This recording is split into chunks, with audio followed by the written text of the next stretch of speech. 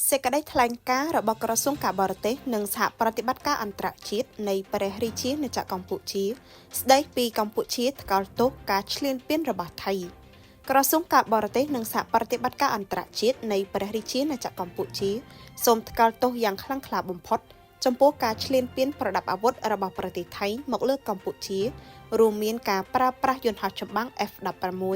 វាយប្រហារតាមអាកាសលើទីតាំងជាច្រើននៅតាមបណ្ដាខេត្តនានាតាមបណ្ដោយព្រំដែនកម្ពុជាថៃសកម្មភាពបែបនេះគឺជាការរំលោភលើអធិបតេយ្យនិងបូរណភាពទឹកដីរបស់កម្ពុជាបំពានធម្មនុញ្ញអង្គការសហប្រជាជាតិនិងមិនគោរពទាំងធម្មនុញ្ញអាស៊ាននិងស្មារតីនៃសហគមន៍អាស៊ាន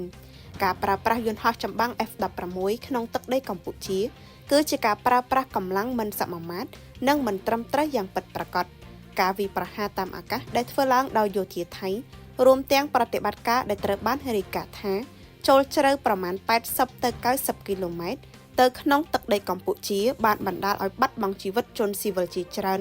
និងមានប្រជាជនជាង400,000នាក់ត្រូវភៀសខ្លួនព្រមទាំងបង្កការបំផ្លិចបំផ្លាញយ៉ាងធ្ងន់ធ្ងរការវាយប្រហារទាំងនេះបានធ្វើឲ្យខូចខាតនិងបំផ្លិចបំផ្លាញតំបន់បេតិកភណ្ឌពិភពលោករបស់អង្គការ UNESCO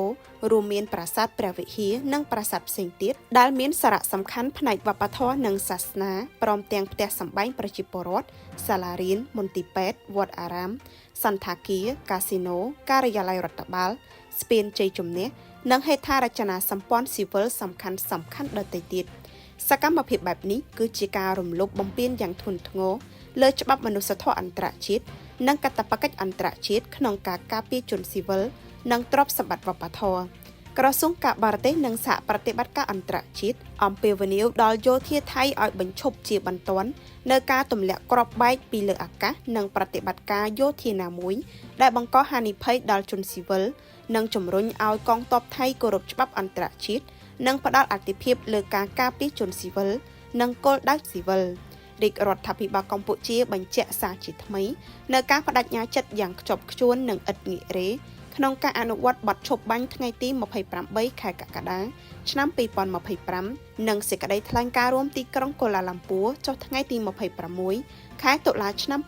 2025ព្រមទាំងទាមទារឲ្យប្រទេសថៃបញ្ឈប់ការប្រើប្រាស់កម្លាំងក្នុងការកំណត់ព្រំដែននិងត្រឡប់ទៅរកមធ្យោបាយដោះស្រាយជម្លោះដោយសន្តិវិធី